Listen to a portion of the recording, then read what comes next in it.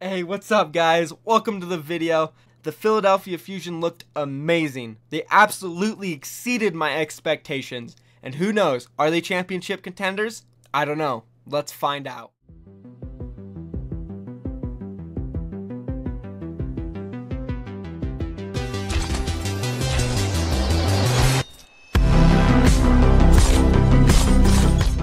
Let me know if you guys enjoyed the new intro. Leave a comment down below. Let me know if it's better than the old one or not. I definitely feel like it's good to have an intro. And if this one isn't good enough for you guys, I'll definitely go and get a professional one done. But yeah, let me know what you think. Anyways, let's get into the video. Yesterday, again, was another success in the Overwatch League. Day 2, it was absolutely lit. The games were great. Starting off with London Spitfire against the Florida Mayhem. Much closer than I expected, and it was awesome to see. London Spitfire did prove, though, that they were just another level above Florida Mayhem. But, again, it was nice to see Florida Mayhem compete with the London Spitfire. Hopefully this proves that they are going to be a strong roster and will be able to compete with all the teams in the league. Moving on to the second set of the day, which is the one I'm mainly going to go into. The Philadelphia Fusion against Houston Outlaws. Now, this set was awesome. It was extremely close. Went all the way to Game 5. And don't worry, we're going to get into this one. Moving on to the last set of the day, we had Boston Uprising against the New York Excelsior. Now, this one was a little lopsided. Boston Uprising looked pretty decent on the first two maps. They looked pretty good on 2CP, but other than that, they kind of got ran over. Ugh, Elias was bad. Elias was bad for Boston Uprising. I don't know why they swapped off Farah and just completely went into the McCree battle against Pine. Obviously, that didn't go well for them. I would have tried to have stuck on the Farah, but you know, hey, I'm not in the Boston Uprising. Still a decent game, though. Happy to see it. New York Excelsior looking great. And again, guys, I know you're going to flame me in the comments. Oh, Michael, you got 2 of your picks wrong. I mean, it's fine, guys. I don't care. It's great. All I want is great Overwatch. I'm going to make predictions. I'm going to keep doing it. I'm going to keep making power rankings.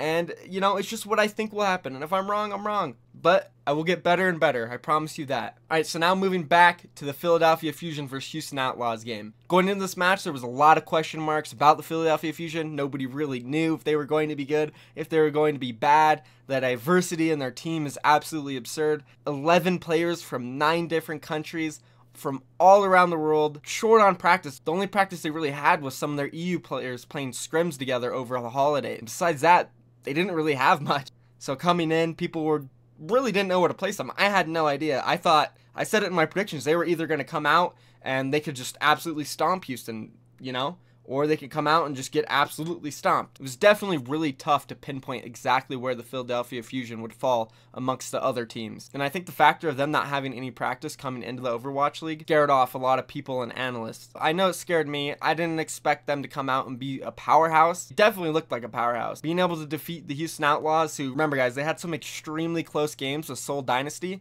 and the Dallas Fuel. And we all know how that set went. Those two teams look great. And if Houston Outlaws was competing with them over a month ago, and then now today Philadelphia Fusion performed like that against the Houston Outlaws, it definitely proves something. And I mean, the combination of Shadow Burn and Carpe on Tracer and Genji is absurd. They might be the #1 ranked Tracer Genji duo in the league.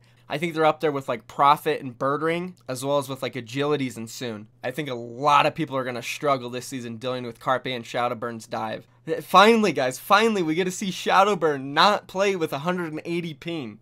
Throughout his career, I mean, he's just always, besides like World Cups and a couple LANs here and there, he's been playing online tournaments with 180 ping. Being able to play live on LAN client, it must be wonderful for him, seriously.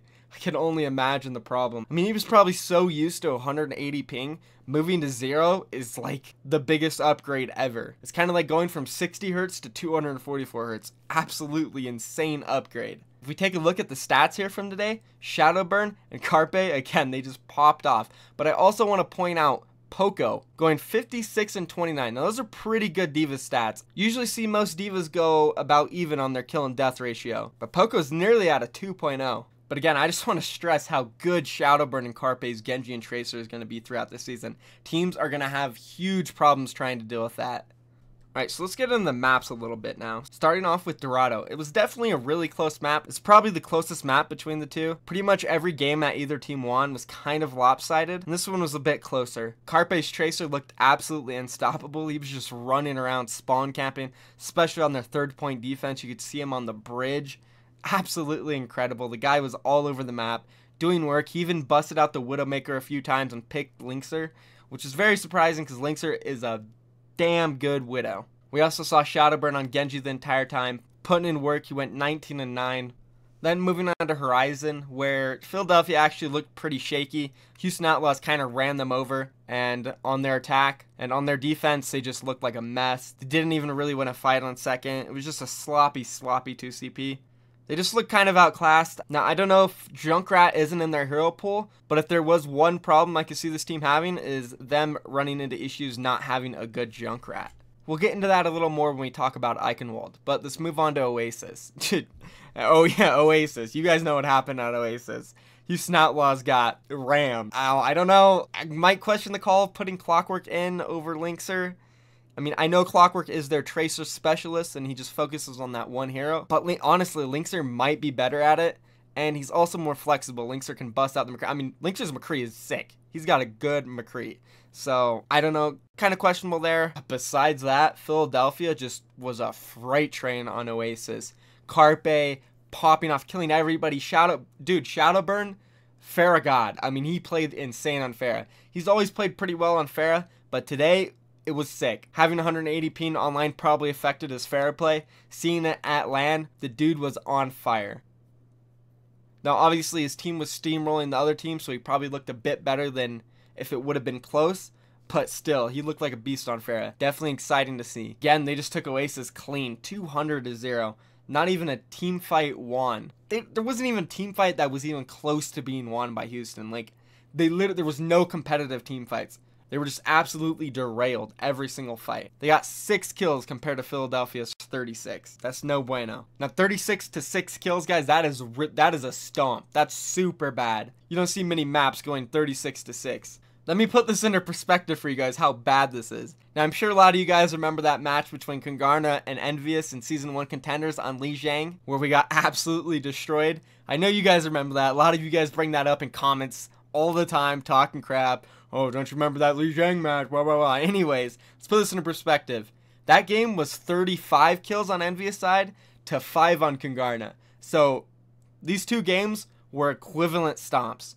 Philadelphia Fusion stomped Houston Outlaws on Oasis, just like Envious stomped Kungarna in Season 1.